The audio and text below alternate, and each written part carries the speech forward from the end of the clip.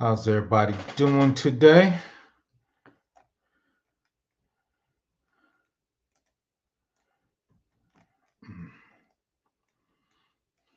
Give me one in the chat if you can hear me.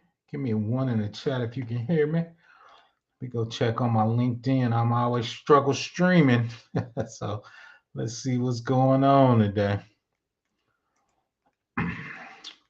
You know how we do it. If you got any tech questions or cybersecurity questions, just put them in the box.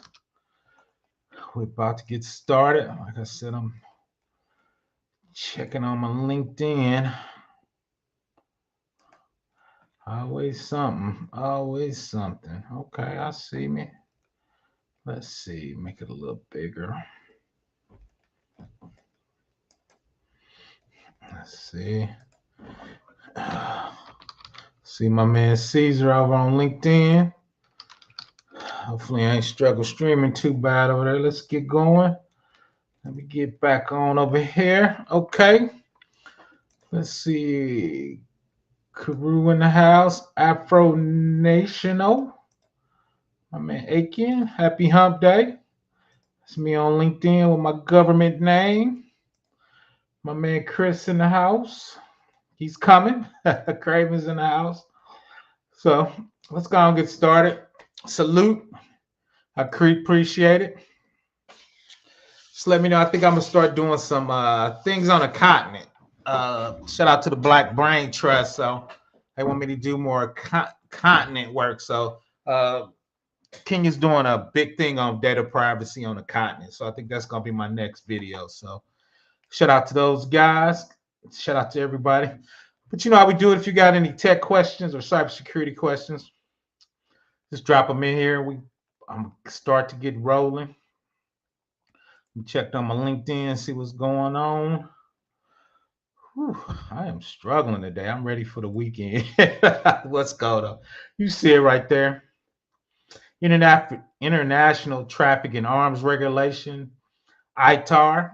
Most people know I do GRC, which is governance, risk, and compliance. One of the compliance, especially from when you move in arms, nuclear, missiles, anything with arms and ammunition, you got to have ITAR compliancy.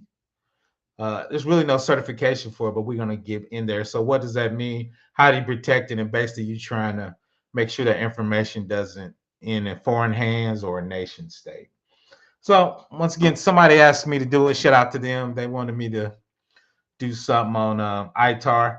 Most people know I used to work for DOD. So back then we talked about it a little bit. So once again, I just thought I would do a high-level presentation, get our toes wet to understand compliances, right? I think you need a general understanding of different compliances. So when you're interviewing, especially if you're in that federal space, you might run into a few ITAR questions or how do you do that? So once again, let's get rolling. So ITAR compliance is compliance with the International Traffic in Arms and Regulations, which controls the export and imports of defense-related articles and services to the United States. Munitions List, according to the United States government, all manufacturers, exporters, brokers of defense articles, defense services, or related technical data must be ITAR compliant. Therefore, more companies are requiring their supply chain members to be ITAR compliant as well. Right, we know with CASES is getting hit. Everybody's worried about supply chain, third-party risk. How are you doing it? Especially when you're dealing with this level of data. And a lot of times this data means you're actually moving missiles, you're moving ammunition, you're moving tanks, right? So they want to make sure your systems are compliant with that level of data, right?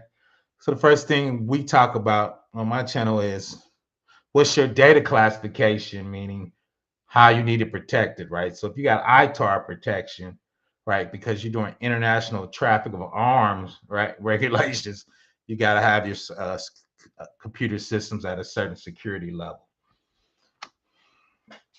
Once again, who must be ITAR compliant? Wholesalers, contractors, us, tech software providers, distributors, and third-party vendors, right? We talk about third-party risk. How do you do assessment, especially when ITAR? So these are the high level things that will fall under your ITAR regulations or ITAR compliance, right? So that's what we're going to get started in, and that's what we're going to roll into.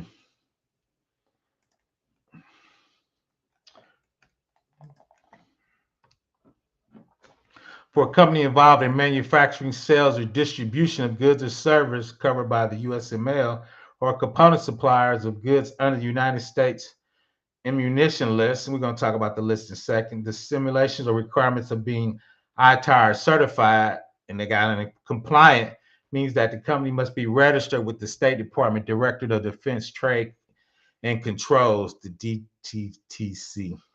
In other words, company must register with the DTC and know what is required for them to be ITAR compliant and then certify that they possess that knowledge. Right. So if your company's doing that type, you got to register. Then once again, you got to prove that you got ITAR compliant. I'm sure they're going to be doing a self-assessment. Once again, we're going to dig into it. It's NIST 171/CMC.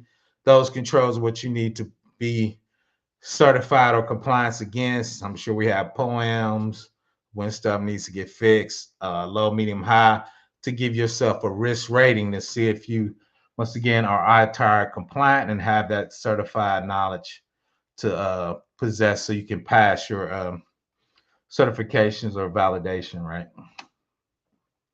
Overall, it's important to understand that registering with the DTC to sell your products and service in the ITAR industry is not enough. You must be sure not to violate ITAR compliance regulations. The expectation is that you are educated and trained in ITAR regulations. Keep in mind that an ITAR violation may result in criminal or civil penalties, being barred from future exports, or imprisonment, including civil fines as high as $500,000 per violation, criminal fines up to $1 million, and 10 years imprisonment per violation, right? So they're obviously they take their data seriously. You're talking about $500,000 per violation. So shit, you get 10 violations, right? You have $5 million, right? So they would just want to make sure you're taking this very serious. Once again, you don't want to have some weapons or some weapons of mass destruction that we have that falls into some bad hands, right? So they want to make sure you understand protecting that data. And your computer system a lot of times shows the location of where that data is or how it's moving through the supply chain, right? So that's why a lot of that data is wants to be protected and wants you to be certified. What's up, Ty? Glad you could join me. Once again, if you got any questions, just put them in the chat. Or if you want to wait till the end, we can do that. You know, we probably going to drop the link. So if you want to come up or if you had any questions, or, you know, you can always reach out to me. So let's go right there. That's a big deal. $500,000 per violation, criminal fines up to $1 million, and 10 years imprisonment per violation. ITAR compliance and technology companies. As important U.S. exporter control laws, the ITAR affects manufacturing, sale, and distribution of technology. The goal of legislation is to control access to specific types of technology and their associated data. Overall, the government is attempting to prevent the disclosure or transfer of sensitive information to a foreign national. As a result, ITAR can be pose challenges for global corporations, since data related to specific technologies may need to be transferred over the internet or stored locally outside the United States in order to make business process flow smoothly. The responsibility lies with the manufacturer or exporter to take the necessary precautions and steps to certify that they are, in fact, meeting ITAR compliance and requirements. So we're going to dig into that. Transport over the internet or stored locally outside the United States. Most of this data you can't store outside the United States. So I thought that was a weird statement that was in that slide, right? So we're going to dig into it more and talk about CONUS, continental United States, borders of the United States. When it comes especially to data, bits and bytes and over the internet, what does that look like? So once again, here's the components of ITAR compliance. Registration, we talking about registering with the DTC. identifying and classifying defense articles and technical data to determine if they fall under ITAR. Right, we always talk about classifying data, where that data is at, how do you control that data. Licensing, obtain either a DSP 61, 73, 85, or 5 licenses, or fill forms out DS 604 or DS 4294. Training and record keeping, offer training in all of personnel involved in ITAR related activities and maintain a comprehensive record of all authorizations and transactions. My part right here is security controls and compliance programs, implementing robust security measures to safeguard ITAR control informations, and the articles, and develop an ITAR compliance program, right? Once again, where is that data at? It's its own components. How do you control it? We're going to talk about putting that in the cloud and AWS, and how, with the shared responsibility, make sure your systems are ITAR compliant. So we're going to dig in that a little bit. So here's one of the ITAR articles, 2270, 22 CFR 12130, covers military items and defense articles. Regulate goods, technology designed to kill or defend against death in a military setting. Includes space-related technology because the application to missiles and technology, right? You know, we got the Space Force, and you know, you can launch missiles into space and from space, right? So they're fall under ITAR. Including technical data relating to defense articles and service. Involves strict regulatory licensing and does not address commercial or research objectives. Right, so those are some of the things in ITAR if you got to figure out if your data falls in that or not. Here's some of the security recommendations, and once again, we're going to drill down a little further into those security recommendations. Maintain information security policies. Build and maintain a security network by installing and maintaining firewall configurations to protect data, avoiding the use of vendor-supplied passwords and other security defaults. Assign a unique ID to each person with computer access. Regularly test your security system and process. Protect sensitive data with encryption. Regularly monitor and test networks. Implement strong access control measures.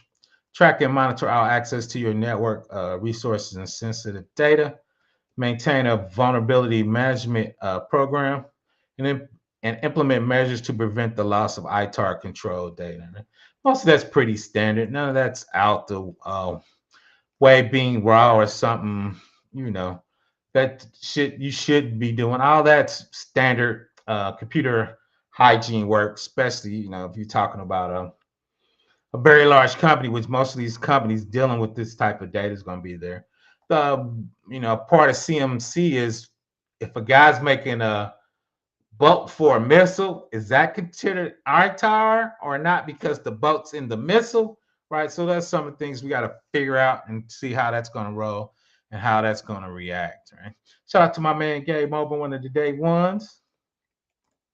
Jim Mark, always glad to see you. How everyone haven't had any ITAR training since yep, he knows about I haven't had anything since I was at DOD. That's probably 15 years ago. Somebody asked me about it, Jim Mark, so I thought I would just put my toe in the water on it a little bit.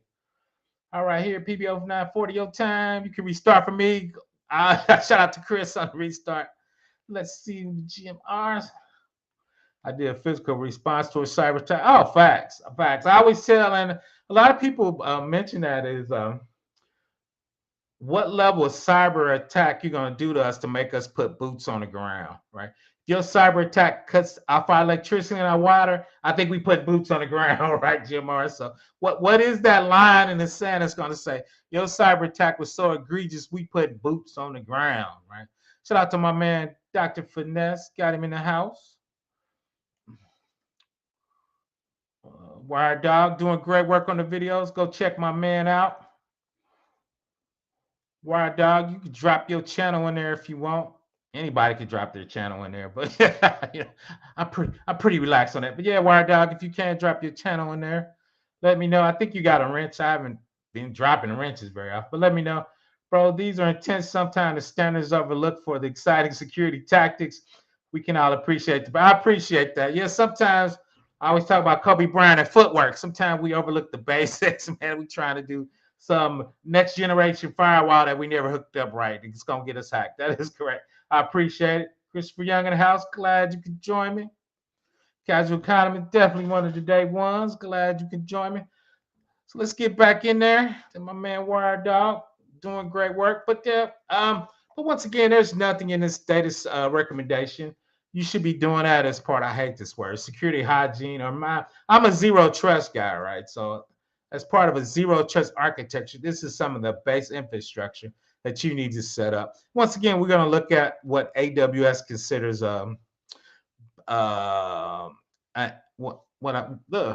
AWS calls it a base infrastructure set up for ITAR's compliance system, right? Which is basically NIST 171/CMC. And we're going to take a peek at that and what that looks like. So once again, the supply chain, who's in there? We got the raw materials, we got suppliers, manufacturing, distribution, retail location, and customers, right? So that's our basic supply chain.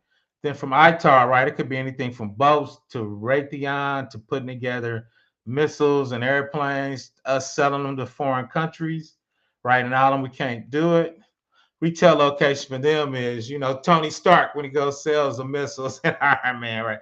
Customers are not foreign countries. Yeah, foreign countries, but a lot of times our allies, we sell them missiles, planes, jets, and ammunition, right? So I don't want to touch on to that. YouTube don't get me, right? So we got to be careful. So here's some of the international traffic and arms regulation. Once again, ITAR established controls regarding exports and imports of defense-related items and services that appear in the United States list. ITAR is meant to limit access to specific technologies and their associated data. ITAR compliance requires companies subject to ITAR to only share items in the list with U.S. personnel unless otherwise authorized by the United States Department of State, which companies are ITAR restricted.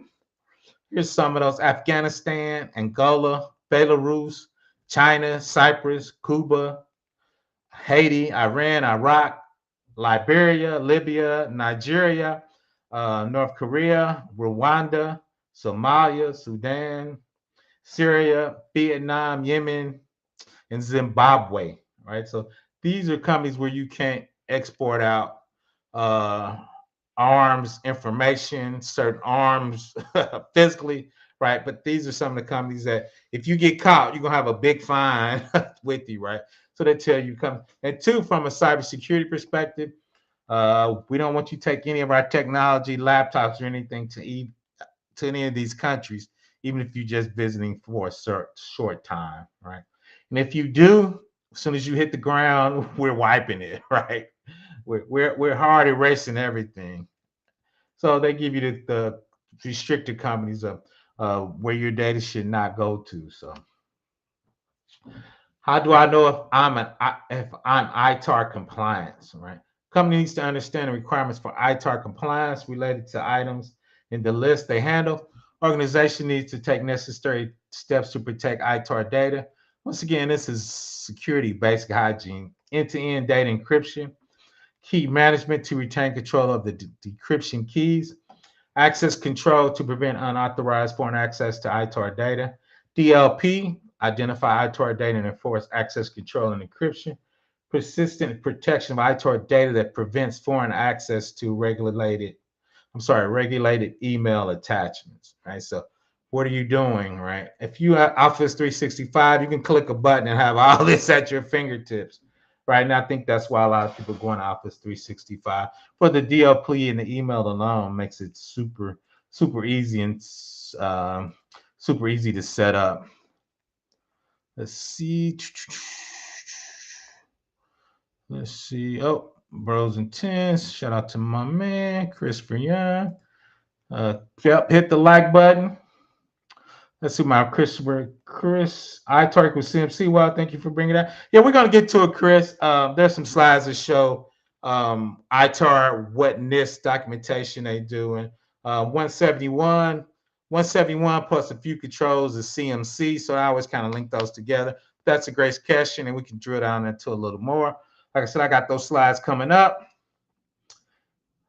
We do recommend this learning material with great work, Professor BlackOps. Appreciate the study house showing me love. Excel Pro, I always appreciate the views on the tube. Oh, is Gabe in the house? Where's Gabe at? Gabe, go to your other channel. I can't see you, Gabe. Shout out, Gabe. I would imagine if an interview with one of the federal alphabet companies monitoring the ITAR could be. Yep, facts. And I think that's why I came up. Somebody reached out to me. You think they're going to get TikTok PBO? Oh, yeah, TikTok's gone, man. TikTok's gone. I think they're trying to get you to distract you. But yeah, I think they're gonna ban TikTok. I'm really on the fence about that. Me and Gabe had an excellent conversation about that. I'm for it, but I'm such a free market, free speech capitalization. Having the government ban a company kind of doesn't sit with me right. Gabe, let me know if you want to come up. Go to your struggle security account. For some reason, I cannot see your account on my channel. I got to figure out what's going on with that. But yeah, we're gonna dig into what compliances file rolls up to ITAR. I'm gonna break those down in a second. Yeah, that's a good question. What's next? But yeah, I think TikTok's gone. I'll probably do another video on that. My consternation about it. So I don't like the government overreaching. So and here we go. Right, my man Chris, he was hitting on it. So from this, you got ITAR rolling down to CUI, and we get down. I got the definition of that. Flows down into the programs, and these are the NIST documentation. A moderate confidential, security impact level. NIST 800-53. But then when you're doing CUI, NF, and I got those definitions coming up on the next slide. Special publication 800-171 kind of rolls under that. And you see the ITAR flows down into those CUI categories to the assessment. And I get once again, I got to come up in another slide. The 171 with the tailoring is it. I'm an 800-53. I like the extra controls and the extra security. So I probably would do 800-53. I would actually do a high baseline, right? Because when you're dealing with nuclear weapons, depending on the weapons of choice and I was gonna say lethality. I don't think that's a word. The level of devastation your weapons could do, I probably would do a 800-53 high baseline. That way, if anything happens, it's hard to prove me negligent because I went above and beyond of the 171 and the moderate. See, they said high watermark of FIPS 190, 199, and 200. So once again, I probably would go to a high level baseline. Because if you're selling missiles, you making money, right? So get floor. So we're gonna jump into AWS and drill down a little further. AWS GovCloud support compliance of the United States International Traffic and Arms Regulation (ITAR). As part of a managing and comprehensive ITAR compliance program, companies that are subject to ITAR export regulations must control exports by enabling access to only authorized personnel. AWS GovCloud US provides an environment that's physically located in the United States. So when you talk about GovCloud, there's no data centers outside the United States. Now, granted, AWS has data center, but they don't have the GovCloud compliance or regulations on them. Right? AW personnel is limited to United States citizens, thereby allowing qualified companies to use AWS to transmit, process, store, protect articles and data subject to ITAR restrictions. AWS GovCloud environment has been audited by independent third-party assessment organizations, 3PLs, to validate the proper controls are in place to support customers' exports to compliance, right? So 3PLs, there's like, I think me and Chris looked with like, I think it was 33 companies. There's not a lot of 3PL companies out there that's going to certify you to be able to do that type of work. And they want you to get certified by a 3PL company. You're not doing this internally. It's not going to be a self-assessment. And you're going to pay probably about 10 grand just to get your feet wet, right? 10 grand is just a starter pack. To get a full 3PL for a third party is probably going to cost you 100 racks, $100,000. Those assessments are expensive. SOC assessments are around 90,000. So it's going to cost you a pretty penny to get into this game. Let's see what's going on. What might be next. Howdy, everyone. Samuel, glad you can make it. See what my man Chris said. What are the key differences between ITAR? That's a good question. How do I determine which set of regs to apply? I think I got a slide coming up on that, Chris. I think I took it out, but that's an excellent question. I got a one on the EAR. Let's see, coming on up. I should have showed that difference, though. I'm upset I didn't. Let's get to that slide. I should have showed the difference on that. ITAR compliance in the cloud focus on ensuring information considered technical data is not inadvertently released to foreign persons or foreign nations without proper authorization. AWS provides customers with the option to store their data in AWS GovCloud, which is a little more expensive, which is managed solely by U.S. Citizens, U.S. locations. Amazon isolated government environment, which accounts only granted to United States persons working in the United States organization. So everybody in the AWS cloud has to be referred, right? So the big government agency is in there. So if you as AWS got in the government cloud, they had to go in front of the JAB, which is a panel of government agencies that let you in. Or I used to work for the IRS. So if we wanted one of our vendors to come in, we had to do an assessment, give it to the IRS, and if the IRS signs off, they invite them to come in the AWS cloud. I'm sorry, AWS government cloud. Then since it's for a government use only, the government 3PAOs is going to come out and do an assessment on that particular vendor so they can become a vendor in the AWS GovCloud. So once they get certified, then any government agency can pick them because they have their 3PAO FedRAMP certification. That's the big deal with FedRAMP certification. Once you get stamped, then any government agency can use you in the AWS GovCloud. Because AWS does not have any visibility in what customers are uploading to our network, includes whether or not the data is deemed subject to ITAR regulation. All customer data within AWS GovCloud is treated as ITAR data, meaning you got to treat it at a certain security level, right? And we're going to look at some of the products that helps you treat it at that level, right? From encryption to storing to database, and what does that mean, right, at that level? Let's see what any questions are in there. Still, Chris got that good question in there. We're going to get to it. Actually, I think I took that slide out, but I do touch on it. So AWS is responsible for logical and physical compliance in the cloud. Customers are responsible for on-premises IT infrastructure. A lot of times people still have stuff in their own data center, right? Usually we have a BP antenna, we link them together, right? And once again, AWS cloud provisions has authority to operate in a provisional or a JAB high baseline to attest to it. AWS support customers are building ITAR compliant systems in AWS. The following are some examples of AWS. We're going to dig down a little deeper too. Safeguard sensitive data. Customers can protect sensitive unclassified data with server-side encryption in an S3 bucket, right? That's object, data, spreadsheet. You can put anything in S3 bucket, but you can store and manage security keys in the AWS Cloud HSM. I got videos on that if you want to look at it, or use a one-click AWS key management service KMS. So there's a couple ways to do it. Let's keep rolling. Improve cloud visibility. Customer can audit access and use Amazon CloudTrail or API logging service, which is managed and operated by United States customers. Strengthen identity management. Customers can limit access to sensitive data by individuals, time, locations.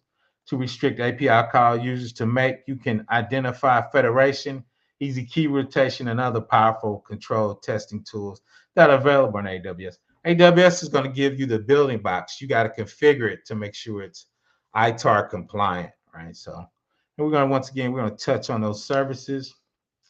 So and that's what Chris was talking about, the commerce control list includes commodity software and technologies that require a license or a license exception to be exported or shared with non-US persons. Here's all the different categories. Category 1, nuclear. Category 2, materials, toxins, electronics, computers. So those are the things, and depending on the category, of course. Category 5, information security. Part 2, category 5, part 1 is telecommunications, right? So can you, some of these you can't export to non-United States countries, or it'll be shared with non-US personnel, right? And I think that's what Chris Whitlock was touching on when he asked me that question. CUI, information that requires safe guarding or dissemination controls pursuant to consistent with applicable laws, regulation, and government-wide policies, but are not classified, right? So it's controlled, unclassified information, but you still have to safeguard and handle the dissemination of controls or information. And Executive Order 13556, once again, controlled unclassified information, established programs for managing CUI across executive branches, designated National Archives and Records Administration, information security oversight to implement overseas agency action to ensure compliance, right? So once again, that's the Information Security Oversight Office. So, when you're dealing with government, you get a lot of offices in there, right? So then once again, using AWS Government Cloud as an IT boundary, which defines where customers are allowed to store ITAR controlled data for each services in the AWS Cloud United States region. And at the end of this video, I'll put in the description my AWS Government Cloud video. So that shows you your boundary. Once again, you're in the AWS Cloud data center and in the region. Then you can use Amazon Elastic File, EFS, AWS Direct Connect, or many services in there. Once again, they are always rated to be able to use. To maintain ITAR compliance, you must comply with ITAR restriction for each AWS service. ITAR boundary for each AWS service is defined as AWS US User Guide. IT boundaries identify data can and cannot be stored for each AWS services. Customer responsible for compliance with their own on-premise IT infrastructure, application, and service.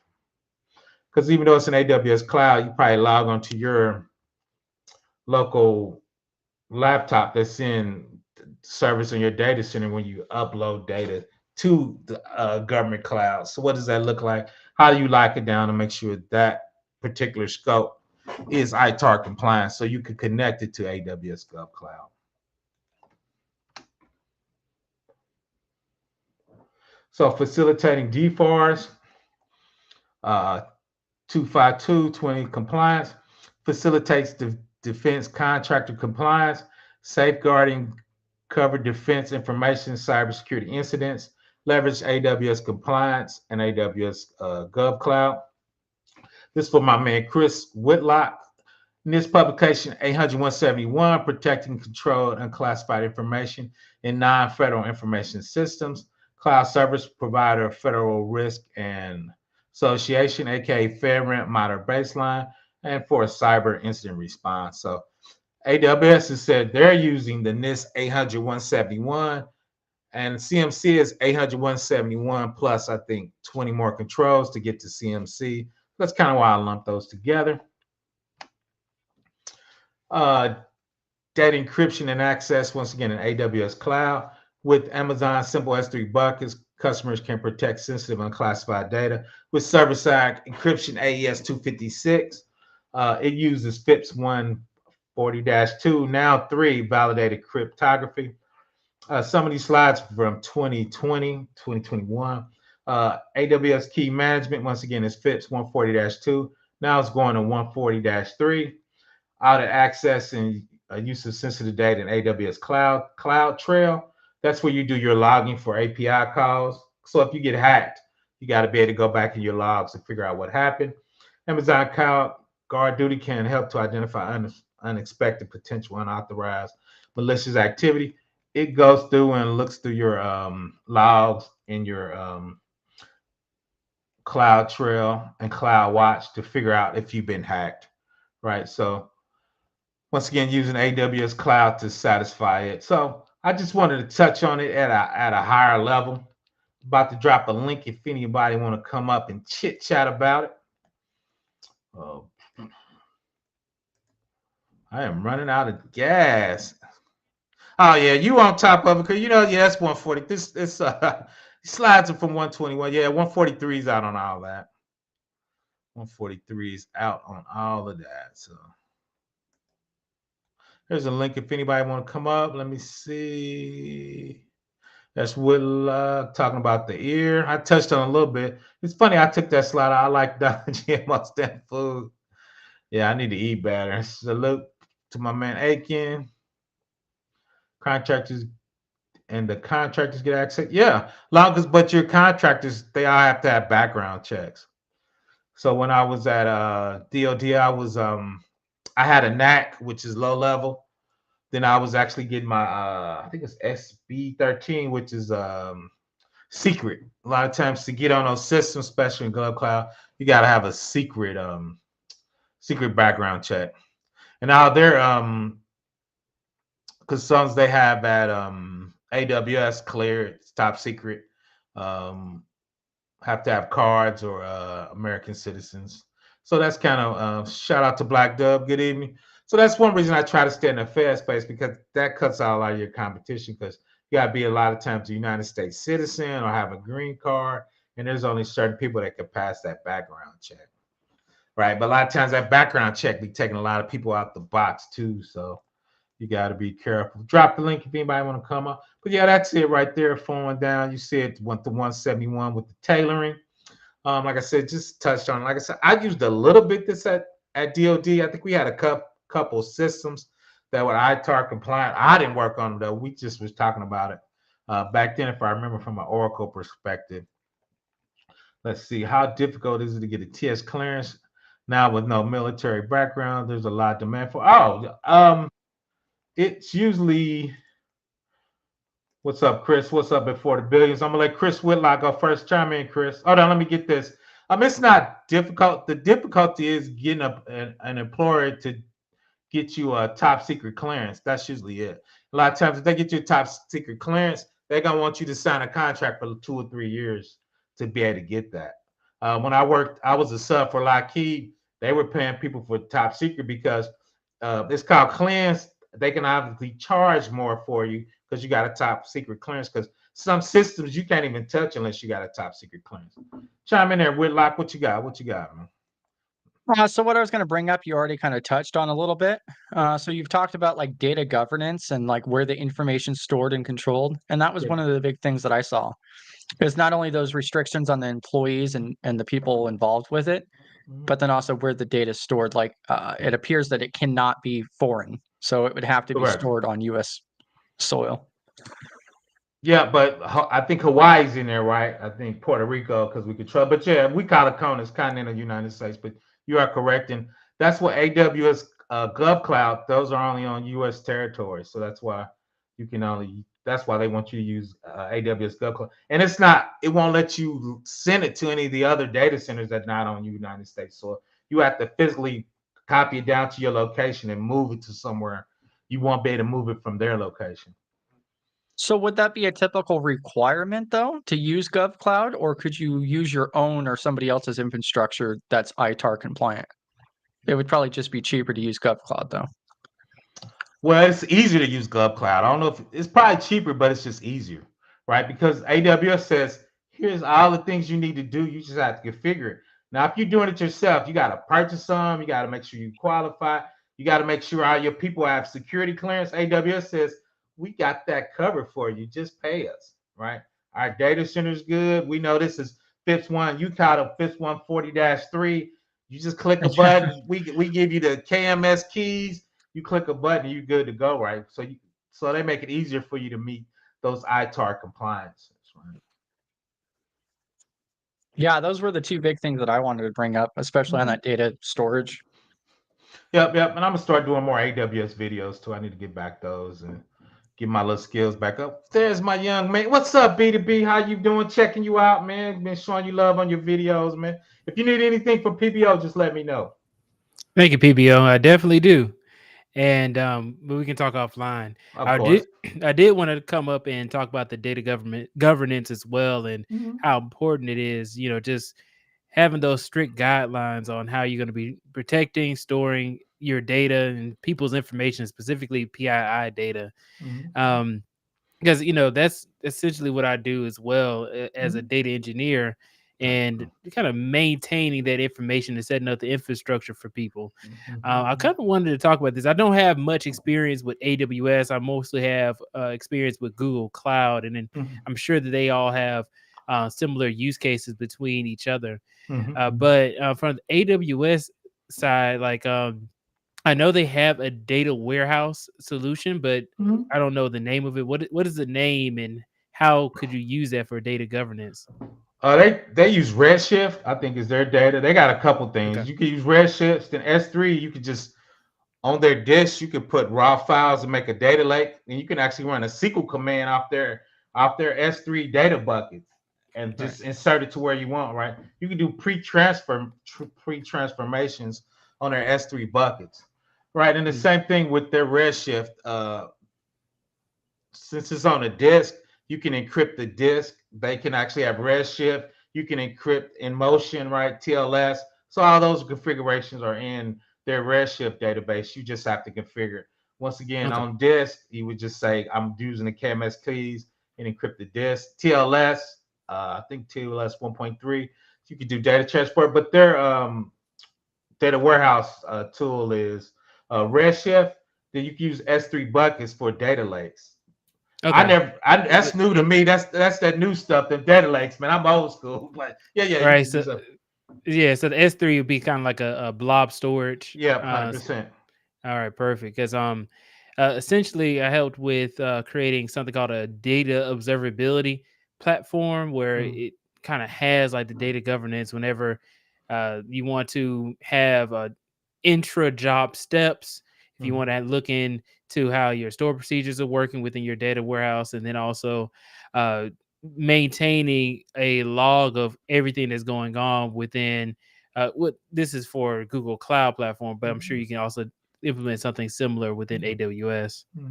They got it's called CloudWatch and CloudWatch. Yeah, if you look up CloudWatch, that's their. I'm trying to think of their other one. Their API call. It was in the slide. What was their API call? But yeah, they got. I know CloudWatch is the one we usually use, and it's similar because we start in CloudWatch, and before it gets there, we put it in. I think there's also guard duty, right? Yeah, guard duty does the compliance. There's the logging, CloudTrail, CloudWatch, and CloudTrail right there. Improve cloud visibility, kind of what you were saying.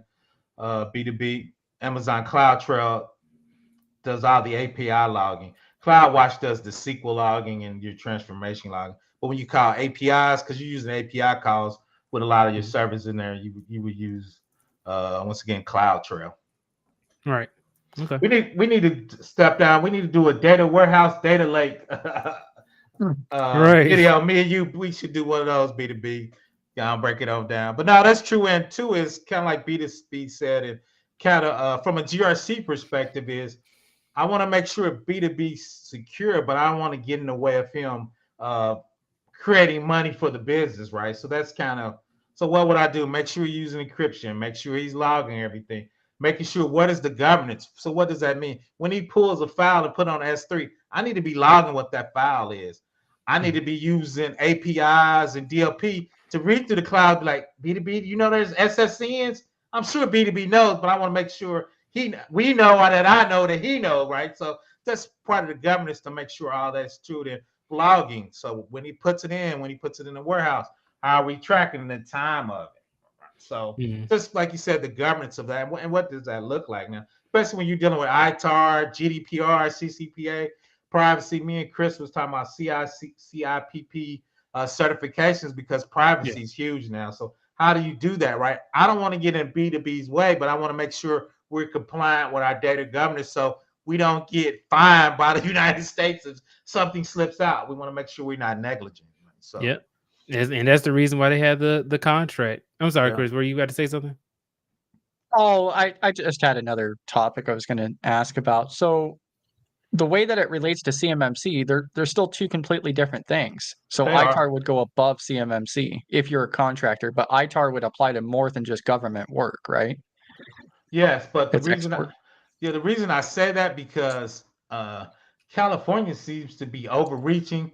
So, say for some reason your company was in California and you was doing ITAR work, you could actually become a violation of CCPA in California before you became in violation of ITAR, right? Because you might not be deleting your cookies, right, or how you tracking your websites, right? It could be ITAR data, and you could be fine with that, but you could be getting a privacy violation for companies because your workers are in Cali, right? So that's where that and I hate this word harmonization between CCPA, ITAR, FedRAMP, right? So 171's in there, CMC's in there probably because if you're doing missiles, you're probably doing DoD work. So each one of those are a little different. So you want to make sure Hopefully. from a governance standpoint, you understand all of that, and you once again have governance and things in place to make sure you're not violating any of those because you can get a CCPA violation before you got an ITAR, right? So, and Cali has big fines. So once again, just gotta be careful with that. Yeah, and also with the research that I did do on the ITAR section, it looks like it's very similar to CMMC in the fact that the DoD or the government will still assist you along with the process too. Oh, facts. They don't want to find you too, and they want to make sure you're not losing United States data, right? They want to make sure So they want to make sure you're not doing anything next. So that's two is they really want to work with you, right? And two is the 3PL is gonna come out and assess you, right? And they're working for the government. They're not working for you, right? When they come out and give you that, even though you gotta pay them, right? They're gonna assess you, and they're really working for the United States government when they come out and give you an assessment. So that's that 171 right there. Yeah, PBR. I was also going to bring up too that when I go to a lot of these conferences and events relating to technology, there's so many different solutions that are being created. I saw that there was something called Git Guardian that does logging as well, and looking into a lot of the things that you may use every single day and seeing where that information goes, who's logging into whatever the platform is, and then also encrypting your keys as well. Makes things a lot easier. Oh, 100%. But the thing you got to be careful a lot of times is people have products sound good and work good. Those products aren't ITAR certified or FedRAMP certified, so you can't use them. A lot of people think, oh, this is going to help. I'm like, that's got to be compliant before we can put it in here, man. And I see that a lot. That's going to help us become ITAR compliant. But that software has to be ITAR compliant before we can put it in there. And especially the government cloud. That's one of the negative things about GovCloud. GovCloud takes so long to become certified and validated. Some of the newest technologies that are nice, they're not in GovCloud because it hasn't been certified. I was looking at for a club. We were trying to use the next generation firewall, which is not my thing. It was like it wasn't even in GovCloud. We're like, well, can we use it? So we were debating. We like, okay, GovCloud is where we should be, and you got to be invited. But it seems like commercial's more secure because they got the hottest, newest tools, right? So there's a balance there you got to try to figure out. Do you think that can harm government cloud in any way, like not being able to keep up to date with all the new trends coming on, specifically in cybersecurity? Because if you're not staying up to date with anything, they come up with new viruses and new ways of attacking every single day. But it goes both ways because Casillas was the hottest thing, and China ate them up, right? Sometimes the newest hot thing, since you ain't been around, you ain't got vetted, right? So you could be the new hot thing, but things that have been around for 10 years, we done ran it through the ringer, man. We done tried it 45 times, so it's a give and take in there. Some of the newest stuff, you're like, okay, it's new and hot, but China figured out how to do a backdoor with it because it was so new. So we didn't get all the security holes filled out, even though it was the new hot fight jetter thing. It never got vetted for a decade. So it kind of goes both ways on that. Okay. Yeah, I want to say thank you to Chris for coming up as well. Yeah, well, I need to invite you. We do a GRC study hall every Wednesday from like 7:30 to 9:30. So I usually go in there and help those guys. Shout out to them. So I'm usually in their study hall for a couple hours. We were talking about you. You did one for every now and then. Every now and then I jump in your Discord for a minute, but You don't have nothing Right. consistent on a certain day. So they have theirs Mm. every Wednesday at 7:30. So I try to jump in there for an hour, a couple hours. See, I ain't young and hot going out, nice events with nice suits anymore. I'm too old for that. So I just be on Discord all night, B2B. I'm old, man. I feel you on that, man. Because I'm getting kind of networked out myself. I see you, man. I see you putting in work. Hey, but you got to put it out there, man. You got to get it out there, man. Yeah, visibility is the name of the game. Is becoming more visible. It is, man. I tell you, and that happened to you is I got a couple interviews and just from my YouTube channel, and that's why I'm simultaneously going on LinkedIn because there's so many recruiters out there. I had an AWS recruiter reach out to me. I did a video. That 6-hour interview, I didn't get the job though, but it was good. 6-hour interview. Yeah, I have to Google it. It's called the AWS Loop. Yes. It's usually 5, but for some reason I got an advocate, and we didn't get along. That was my fault. I was Dave Chappelle when Keeping It Real goes wrong. I'm like, dude, you talking FedRAMP, I live FedRAMP, so we getting into it. But that's all good. It was like a personality, strong personalities coming together. Yeah, he wasn't ready for me, man. He researched it. I'm about it. So, but it was all good. My interview skills got so much better. What was that thing they had? The STAR method. My STAR method got better, man, because I wasn't doing that. Yeah, that's I was about to say that's too long. You should have got paid for that. Boy, it wore me out, man. After 3 hours, I could see people walking out. Because after 3 hours, I was like, yeah, I ain't get this. I ain't get this. I could just tell. But it was cool, though.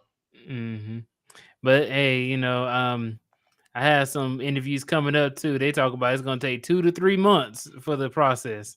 Our government jobs always take like that long. For government, when I worked for the state, it took them 6 months to hire me. And she told me, she said, you got it. We just got to do all this paperwork. I'm like, how much paperwork are we doing?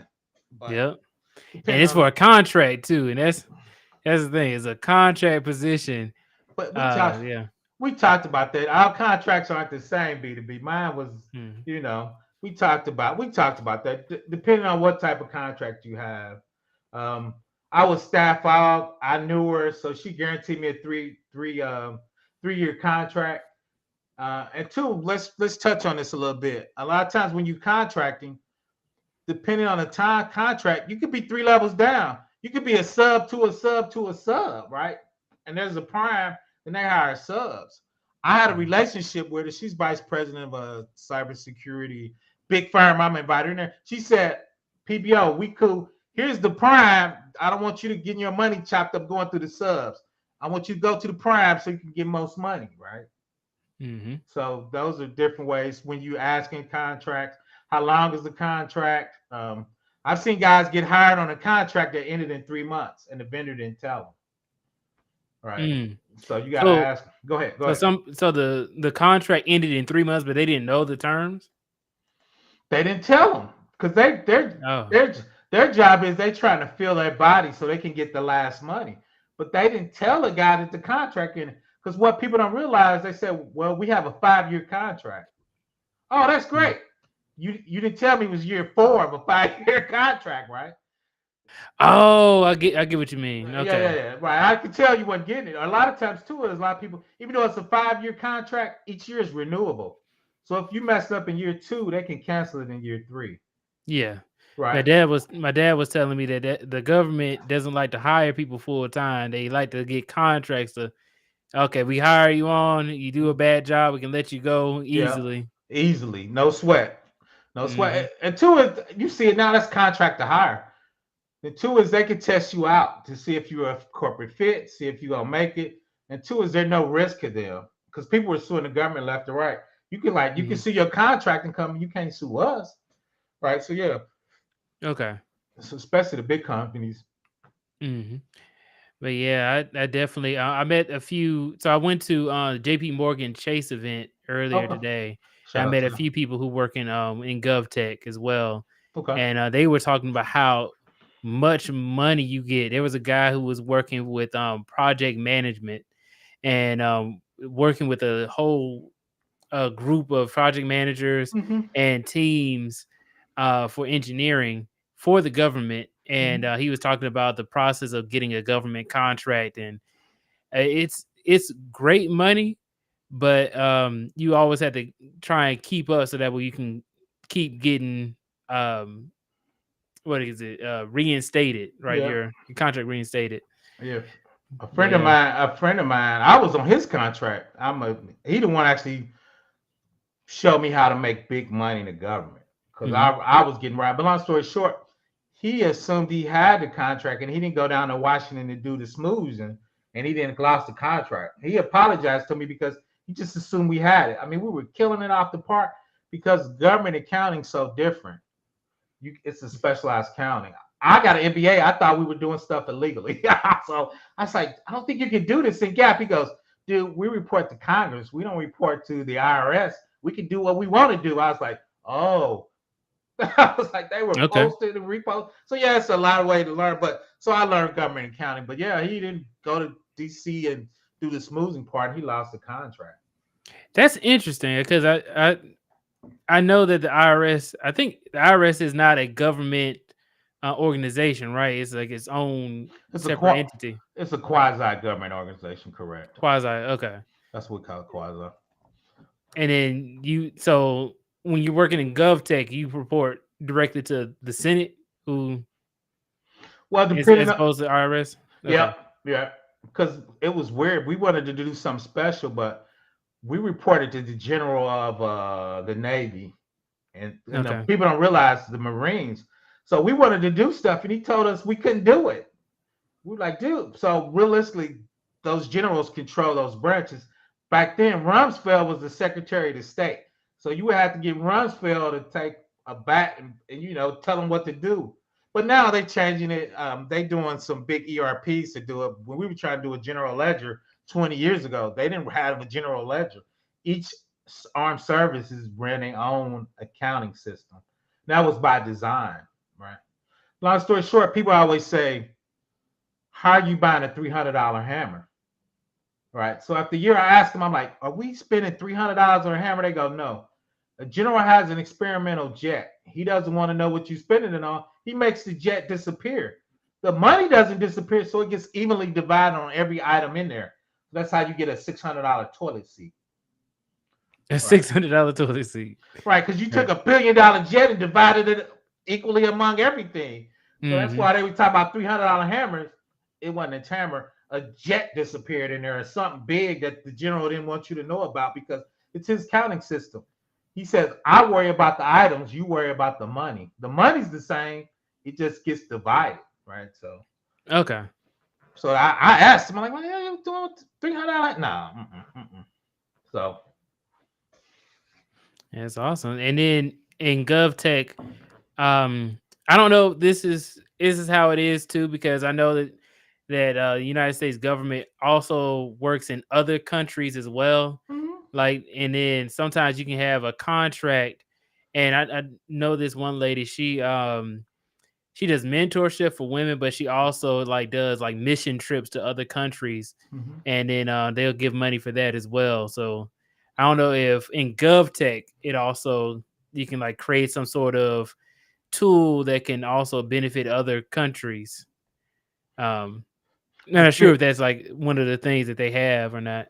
You can, but it won't be an ITAR, right? Because you're talking about ammunition. But yeah, I'm sure they have stuff like that. Because there's nonprofits that do different stuff in other countries. I mean, now, there's big nonprofits that does humanitarian missions in other countries, right? So that would be part of GovTech, right? So it wouldn't be part of ITAR, right? Because you ain't talking about guns, ammunition. So the security on that would be different if you're just, trying to build a well, trying to give people, shelter. A lot of people, better buildings, better living positions, right? So those will be different compliances. But yeah, I'm sure they have that particular part. Yes, because I know, and this is in the same country. This happened in Hawaii. I remember when they had the wildfires out there in Hawaii, and I went to a Google event last week, and they were talking about how they were working with the government, and they had their own solution called Google Earth Engine. I don't know if you heard of it before, but Earth Engine, you have pictures of Earth, or like pictures of a particular area using satellites images, Okay. and they were just tracking like the fire that was going on and telling people, okay, this is where it is. You need to be safe, in this other Oh area. wow. So they kind of work with the government on that kind of on that tool. Oh, I'm sure. Yeah, Google's always doing something on a different Yeah, level of how it should be. yeah, definitely. That's thought that was pretty interesting. But yeah. So PBO, what's next? What is I don't know if you covered everything on your slides or not. No, that's it. That's all I have from ITAR perspective. That's it. I did a little, just touched it twice and talked about AWS kind of at a high level configuring. Like, this is phase one. I don't want to get too deep. We'd be here 3 hours, man. All right, you hit the hour mark. Yeah. So yeah. So yeah, I wanted to give people, and two, I got a compliance playlist. So I kind of want to go with the top playlist. Is somebody reached out and asked me to do one on ITAR. So I said, yeah, because like I said, I did a little bit of this when I was at DOD. A couple of our Yes. systems was at. Like I said, I didn't do a ton of with them, but like I said, I know we talked about it a little bit. The only one Right. that is incorrect, Chris. Let's see what Chris said. I believe applies to NATO countries too. I don't think so. Nope. NATO countries mean you're not on United States soil, so I don't think NATO countries just Gov. So I don't think NATO privacy laws next. I've done a few. I did CCPA and GDPR, but we might dig into that. But now NATO can't get in there, Chris. It's CONUS, Continental United States. I don't think NATO can get in there. Now I think sometimes we sell planes to NATO countries, so I think we might export data between those two systems. But I think as far as CONUS, I think you got to be a United States government. I need to do a little research on that. You might be able to get special permission, but you got to be careful because in GovCloud, those are all government agencies. So you might let them in, but that might break somebody else's compliance because you using shared resources, but you are all government agencies in there. Let's see what my man Dr. Vanessa. How was it when you were doing ITAR? What did you do? I was an Oracle DBA, so I just had to harden our Oracle database to meet ITAR regulations. You see it right there, 800-53. We use the STIGs, and it tells you how to lock down an Oracle database. And that's the part I did, and they handled the rest. So that's what I was doing. I was hardening. I was an Oracle DBA back then. Okay. PB, I'm talking to Oracle tomorrow. Now that you say that, Oracle's the people good, from man. Oracle. But the only negative thing about Oracle is there's a ton out of it, but it's so expensive. Everybody's trying to get out of there. Amazon used Oracle for 20 years, and they finally got off of Oracle database. They're using Right. their database now. Because DynamoDB. I have a call with Meta and Oracle same day. That's So we're cool. gonna see, man. Good luck, man. Those are good companies, man. Right. But yeah, and yeah, PPO, I think that this is some great information. I'm glad I could kind of come in and talk about the data governance piece, and Mhm. I can kind of also go into the data modeling Mhm. aspect as well from a data engineering perspective, just changing things based off of the business requirements and setting up the infrastructure so that way we can even have the ITAR, and you can set up the cloud and everything Mhm. else by setting up the infrastructure Oh, for and the everything. I think all of this, I believe that government cloud is also based off of Linux as well. Oh yeah. Yeah. You can pick your flavor. You can do Windows or Linux, but most government people they run Amazon Linux too, which is a flavor of Red Hat. Need to get my Okay. man keep it techie up in here, but yeah, it's a flavor of Red Hat. Hmm. So I got a couple videos on that. But yeah, and two is you harden it and getting it to ITAR specifications, what you can and what you can't do, what you need to lock down, and how you need to configure it. Hmm. All right. Where's your co-host located? Oh yeah, I'm over here in Atlanta, Georgia, and Okay. I think we have an Oracle location over here in it's over here in Sandy Springs. I think they're still over there. I was I've thinking, been to the Oracle offices before though. I went to them when they were in Bethesda, Maryland. I think they moved to Austin though.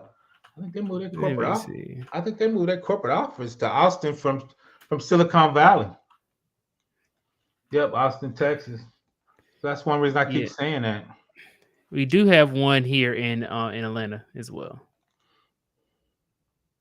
Let me see. People, do you know what GRC was before you started actually working in GRC? Yeah, we just yeah, because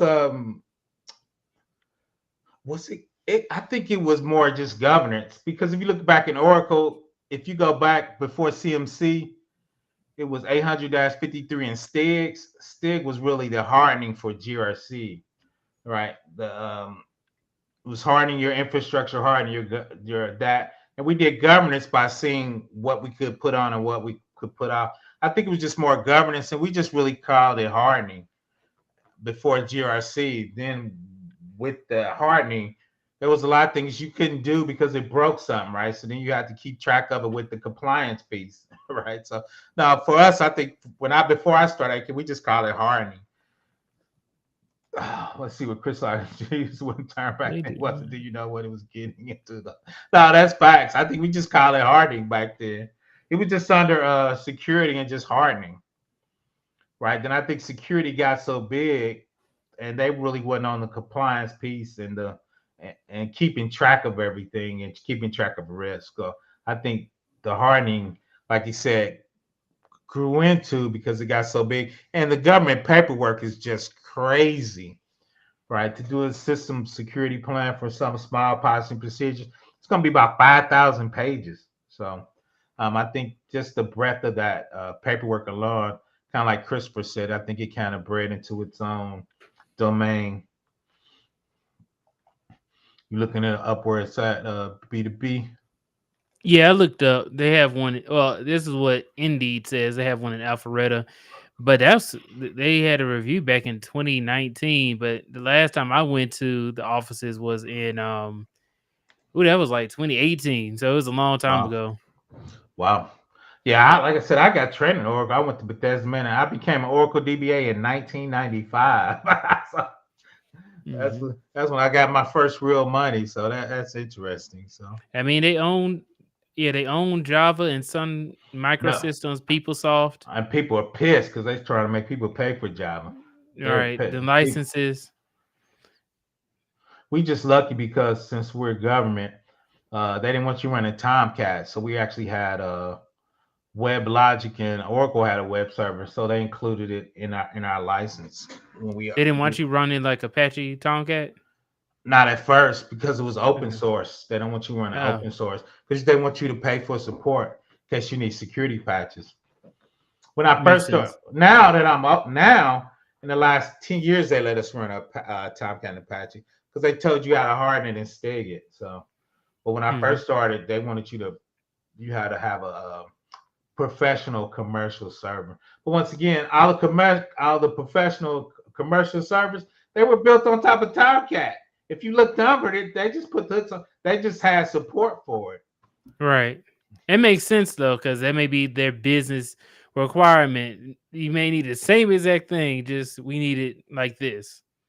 Facts. Yeah, somebody made a great point. I went to a talk recently, and they were talking about a lot of the nonprofit organizations, and they said there's just too many. There's too many nonprofit organizations doing all the same thing.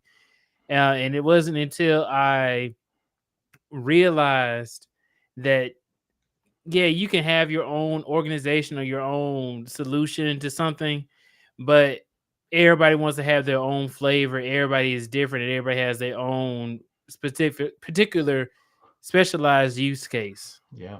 Especially when you like go out there, you go to these events and stuff like that, you kind of realize like not everybody wants the same thing, So yeah, that could also be the reason why they may not want Tomcat particularly, but then they want something that is based upon Tomcat. Well, for them, that's a lot of proprietary code they didn't have to do. If you looked on the WebLogic, it had all the Tomcat hooks in it. Or if you look at JBoss, it was based on Tomcat. So they would put their proprietary hooks. So Oracle would make it easier to hook to an Oracle database. Because they went back then, they put everything in the Oracle database. The web server was in the Oracle database. I'm like, come on, y'all cloud it. But nah. But once again, they supported it and they made it easier to support. Where Tomcat used to be a monster to upgrade.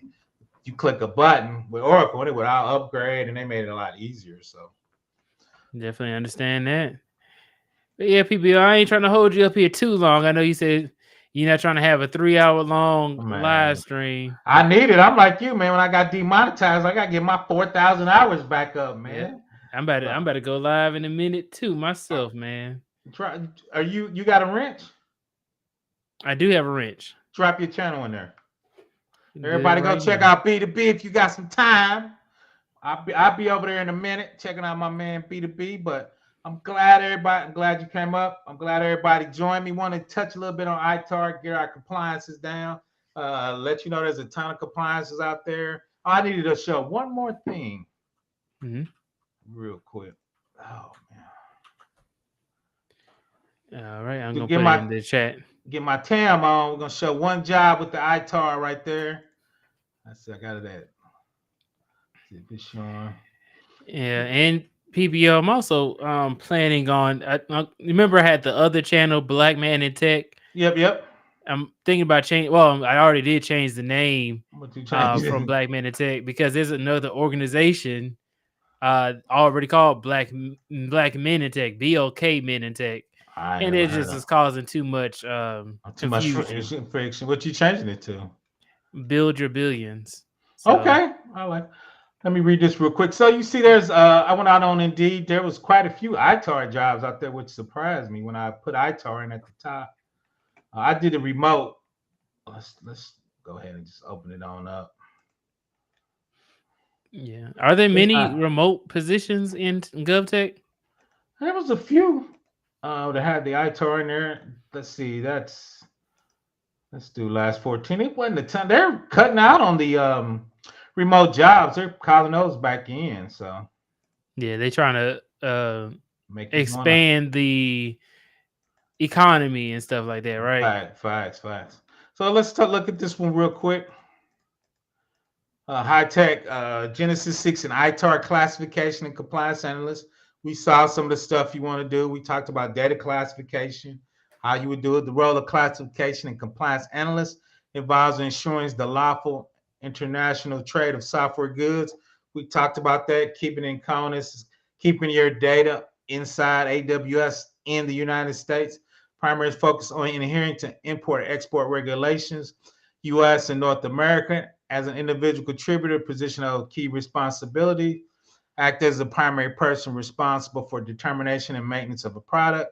Ensure the company activities within America are compliant with domestic and international laws. Accurately evaluate export transactions and export authorization requirements. Support the trade team with maintenance and improvement on trade compliance. Support day-to-day trade compliance as an international. I think a lot of that support is, like we were just talking about it. Is it NATO? I would be like, no. Are we infringing on CCPA Cali laws that's harsher than ITAR? How do we get to harmonize between those two compliances? If we had a company inside Cali that had our users and data in there, right? Service company exports on United States and Canada exports. Canada's called PIPA. But analyze, interpret government regulation. We were looking at some of those regulations on the screen. Relate to export control laws. I think Chris brought some of that up. Regulation, embargoes, and sanctions. We saw the companies that were sanctions that we can't send cargo, physical, or data to, right? So this is what an ITAR classification and compliance. There's another one for ITAR program analyst. I'm sure with your budget, they're probably doing stuff with ITAR in this budget somewhere. So I probably should look for it. But a lot of times when you're doing budget, or there it is, familiar with federal acquisition planning review process and IT acquisition review process for ITAR. right? So they got to do, maybe they got boats in a missile or something, but they got to figure out, does ITAR qualify and how do they make sure they're in compliance with ITAR? So I just want to look at that. There's some few jobs out there, so you can definitely look at it. Go check out my man Before the Billions, right there. Trying to get him back monetized like myself. All right. Yeah. Came out of nowhere, man. It's happening to a lot of creators. I talked to somebody today that got demonetized. Well, I got a question for you, and I know you thought about this. Is I watch Anti Daniels and then I watch you. I can't really see a lot of difference between what he was doing and what you were doing as far as response videos. So I don't figure out how they do that, but yeah, I've realized with YouTube is that they probably created some solution to cut down on people posting like full videos or like movie scenes and stuff like that, and then it just automatically sent everybody something, and then they made it so you had to like create a video in order I did to. it. Oh, you did? Yep. They told me no. I'm still in violation. But yeah, Oh, really? I did a video. I thought you saw. Yeah, I brought it up. Tech G came up. We talked about because he was the first time he said, because I guess that happened to him, but he didn't. I guess the videos probably in the last year they started doing that. Mm-hmm. Yeah, they did since last year. That's when I got demonetized. I didn't. That's interesting because most of the time, whenever you share a video or like some music is playing in the background or something, you can dispute it. But and then most of the time they say, "Oh, it was automated. They just send it out to everybody or something." My thing, like I told him though, is I've never had a hard strike. Usually, you just take my little 2 cents and give it to the person you said I used their video, and then we were good. That was kind of my thing. Is I'm like your precedent is off. So I try to come from a legal perspective. I'm like, let me calm down. And I'm gonna sue YouTube. So yeah, all right. There's no need for we can just get remonetized. Yeah, and like what I was making $2 a day, like so it wasn't like I was making killing. It's different if I was like your homie, the lead attorney or something, and I was making some real money. I know. Dennis Sperling, I think, was about to sue YouTube specifically for that, for people getting demonetized, and he wanted to have like a class action lawsuit or something like that. I'm sure it happens pretty often though, like legal disputes and stuff like that happen. But what's the difference between you and Anton? Do you know? Because y'all look like y'all doing the same thing.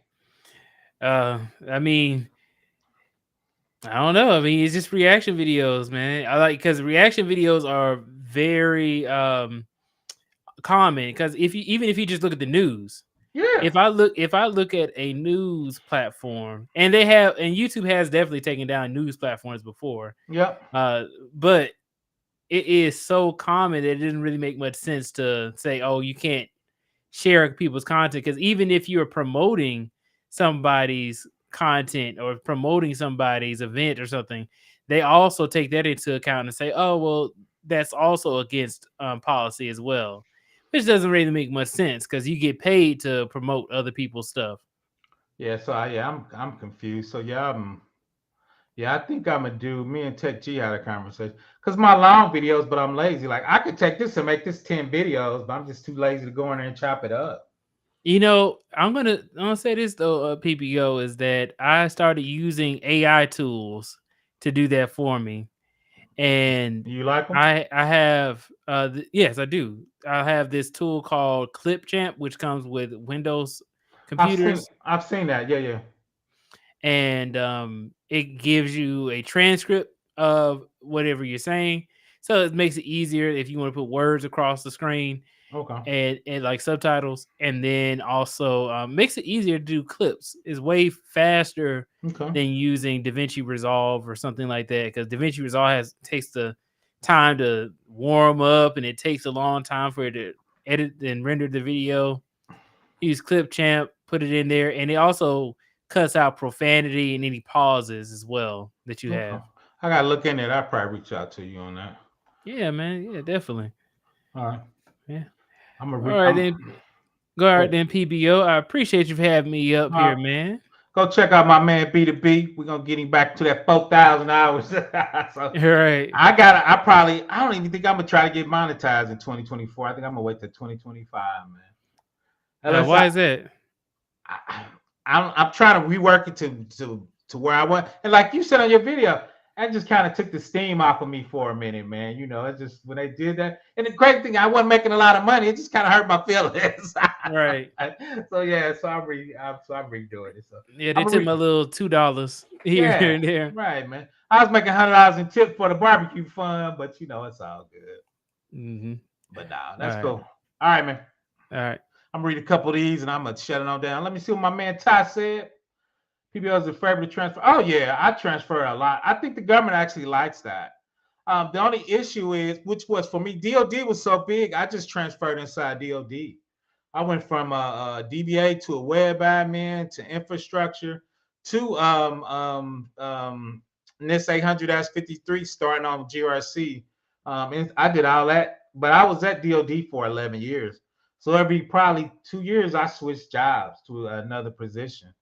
Right. My only regret, and I'm gonna do a video about that. They offered me a level 13 tie. A lot of times now, as I get older, I should have took that level 13 because now I would have had my 20 years with my pension when I left DoD. I think I left DoD in 2005, 2010. So I could have my and two, even if I didn't get to 14, I think the top 13 is 110, 115. So I don't know. I think about that tie. I should have took that GS13. I don't know. I might do a video on that. Shout out to Person Center Cyber. Definitely go check her channel out. Definitely gives you the policy and procedures. Mine be dry. She tells you how to make them more readable, more coherent, better products. So that's kind of working on my policies and procedure skills. There's a skill to it. Let's see my man GRC for sure. This has been great content. I appreciate that. You can go check out my playlist too if you want to. GRC for sure. I have a playlist on my channel, and I try to do the most, I say, popular compliances. I'm a NIST 800-53 guy. My SME is IRS Pub 1075 that sits on top of NIST 800-53. See what my man Chris is saying. Plus, work with ITAR internationally, we likely intersect with other nation regulation too. Looks like 100%. Sent it through a week fighting through loops just to go live, like 5 steps. Facts. Hey, at least YouTube is still making money on it. Facts. They treat me bad, but nah. Okay, he said he like clip champs. I might peek into that. I actually have Adobe, so I think probably Adobe's got that.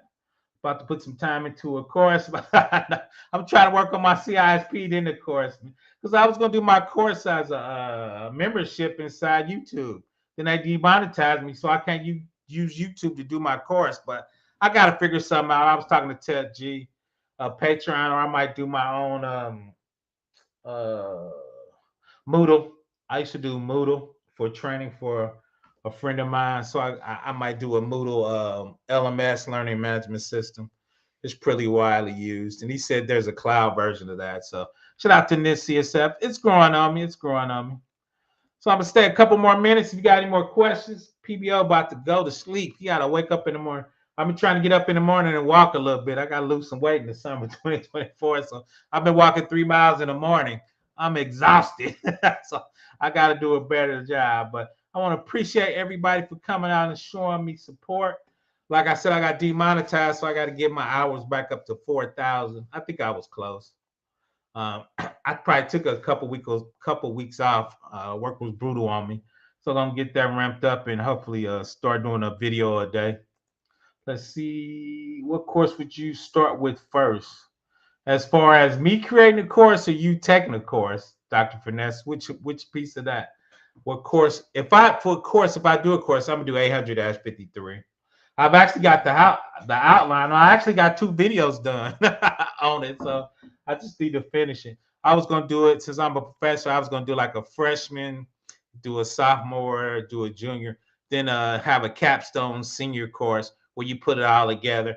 And my man, he didn't come in, but I already was reaching out to me. Struggle Security, he does a lot of red teaming, red type stuff, blue team, and actually have his team attack our team because we're going to do blue team hardening, STIGs, policies and procedure, gap analysis, exceptions to our policies if we can't do it, depending on the infrastructure, that whole process. You making it NIST 800-53. How do you, do you mean like what GRC? Oh, not that level. No. Some of that we need we need labs. Oh, facts. I was gonna do AWS because they have AWS config and AWS security. So when you set it up, run AWS config and it'll tell you if it's NIST 800-53 compliant, and what's not will be a finding, and how do you create a poem for that finding and have the infrastructure or the programmers fix that finding. So you correct, Vanessa. I was going to have hands-on labs from that from a GRC perspective. But once again, I appreciate everybody joining me. PBO about to go to bed. PBO had a long day. PBO just trying to make it a Friday. Once again, reach out, ProfessorBlackOps@gmail.com if you need me. Shout out to my guys. We were in the GRC study hall. We do that every Wednesday, 7:30 Eastern time. I usually try to go in there for a couple hours. They don't need my help like they used to. They growing up. Nah, they own it. So I usually gave them a few pointers when they first started the GRC. Now they're off and running. But I peek my head in there and see if anybody's got any questions for me. Once again, Professor Black Ops, you see it. Let's get it. I'm out. Everybody have a nice night. Hump day's over with.